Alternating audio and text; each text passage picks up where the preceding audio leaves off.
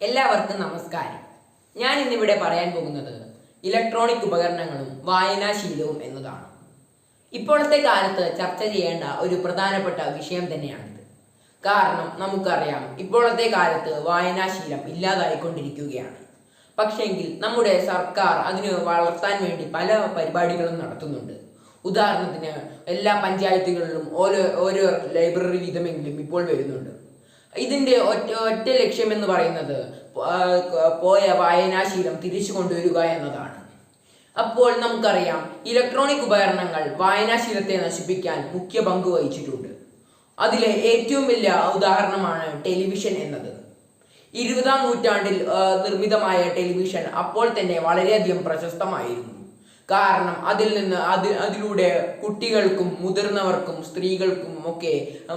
സ്ത്രീകൾക്കുമൊക്കെ ആനന്ദം ലഭിക്കുമായിരുന്നു. അപ്പോൾ അവർ അതിന് കൂടുതൽ അടിമകളായി മാറി. അങ്ങനെ വായനാശീലത്തെ ഒന്നടങ്കം ചവിട്ടി താഴ്ത്തുകയാണ് ഉണ്ടായത്. പക്ഷേങ്കിൽ ഇങ്ങനെ പറയാൻ കഴിയില്ല.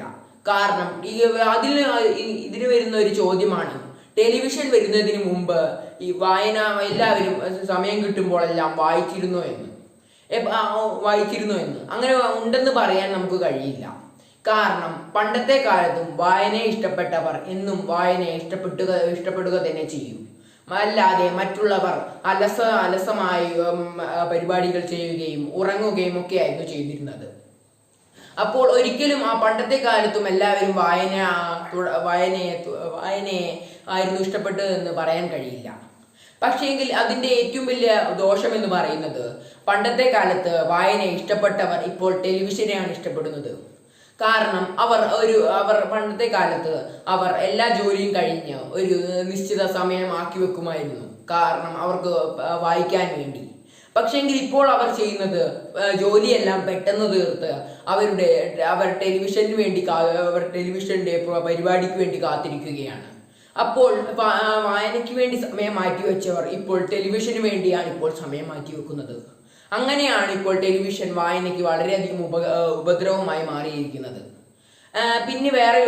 പിന്നീട് വേറെയുള്ളതാണ് വേറെ പല ഇലക്ട്രോണിക് ഉപകരണങ്ങളുമുണ്ട്. ഉദാഹരണത്തിന് ഫോൺ, റേഡിയോ എന്നിങ്ങനെ പല വിധത്തിലുമുണ്ട്. പണ്ടത്തെ കാലത്ത് ടെലിവിഷന്റെ പരസ്യം എന്ന് പറയുന്നത് ഇങ്ങനെയായിരുന്നു: മടുപ്പിക്കുന്ന വായനയിൽ നിന്നും കാഴ്ചയുടെ അത്ഭുത ലോകത്തേക്ക് സ്വാഗതം എന്നായിരുന്നു. വായനയ്ക്ക് എത്രമാത്രം ദോഷമുണ്ടായിട്ടുണ്ടോ അതിൻ്റെയൊക്കെ ഏറ്റവും വലിയ കാരണം എന്ന് പറയുന്നത് ടെലിവിഷൻ തന്നെയാണ്. ഇലക്ട്രോണിക് ഉപകരണങ്ങളിൽ ഏറ്റവും കൂടുതൽ വായനയ്ക്ക് വില്ലനായി വന്നത് ടെലിവിഷൻ തന്നെയാണ്. പക്ഷേങ്കിൽ വേറെയും പല കാര്യങ്ങളുമുണ്ട്. ലാപ്ടോപ്പ്, ഫോൺ എന്നിവയൊക്കെ ഇതിൻ്റെ ഉദാഹരണങ്ങളാണ്. അത് വന്നതോടുകൂടി തന്നെ പണ്ട് യാത്ര ചെയ്യുമ്പോഴും വെറുതെ ഇരിക്കുമ്പോഴും ഒക്കെ പുസ്തകങ്ങളുമൊക്കെ വായിക്കുന്ന ആൾ ഇപ്പോൾ തൻ്റെ കീശയിൽ നിന്നും ചെറിയ ഒരു വസ്തു എടുക്കുകയാണ്. അതിൻ്റെ പേരാണ് ഇപ്പോൾ മൊബൈൽ ഫോൺ എന്നത്.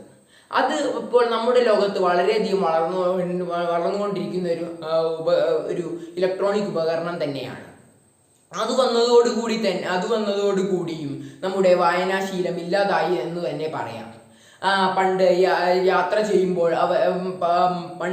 ചെയ്യുമ്പോൾ അവരുടെ കയ്യിൽ ഒരു പുസ്തകം ഉണ്ടായിരുന്നു. പക്ഷേങ്കിൽ ഇപ്പോൾ അവരുടെ കയ്യിലെല്ലാം മൊബൈൽ ഫോണാണ്.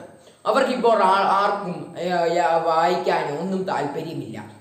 പക്ഷേങ്കിൽ നമുക്കറിയാം, പ്രശസ്ത എഴുത്തുകാരനായ കുഞ്ഞുണ്ണി മാഷ് പറഞ്ഞിട്ടുണ്ട്, വായിച്ചാൽ വളരും, വായിച്ചില്ലെങ്കിൽ വളയും എന്നത്.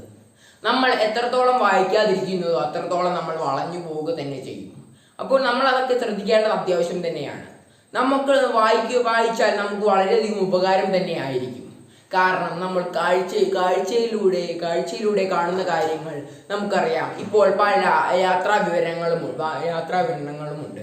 അത് നമ്മൾ കാണുന്നതിനെക്കാട്ടിൽ നമ്മൾ വായിക്കുമ്പോൾ നമ്മൾ അവിടെ എത്തിയും നമ്മൾ ആ കഥാപാത്രമായി മാറുക തന്നെ ചെയ്യും. അപ്പോൾ നമ്മൾ അങ്ങനെ നമ്മൾ മനസ്സിരുത്തിയും ഇഷ്ടപ്പെട്ടും ഒക്കെ വായിക്കുകയാണെങ്കിൽ നമുക്ക് യാത്രാവിവരണങ്ങളൊക്കെ നമുക്ക് നല്ല സന്തോഷത്തോടെ വായിക്കാൻ കഴിയും എന്ന് പറഞ്ഞുകൊണ്ട് ഞാൻ എൻ്റെ പ്രസംഗം നിർത്തുന്നു. നന്ദി.